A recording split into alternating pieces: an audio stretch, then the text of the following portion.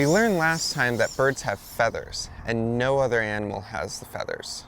Feathers are made out of keratin, the same material that makes up our hair and our fingernails.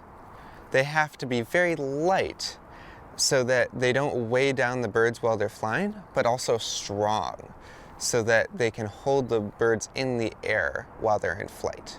Now let's take a closer look at the feathers. You should have gotten a feather and a hand lens in your most recent package. We're going to learn how to use the hand lens to look closely at the feather and figure out how feathers work. Now let's take a look at our feathers. We can mess up the feather and then it's all scraggly, but if we zip it back up, it comes back together. That's so strange and interesting. How does that work? Well, we can figure out how that works by looking more closely at the barbs with our hand lens. A hand lens lets you see things that are small, but much closer up.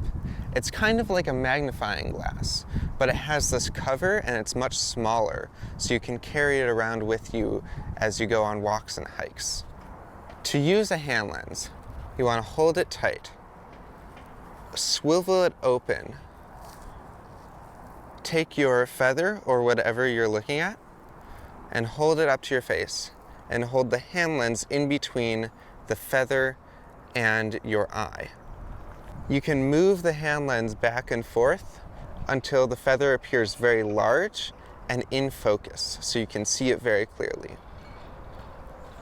Now, using the hand lens, looking at your feather, you should be able to see on the barbs, the parts that come off of the shaft.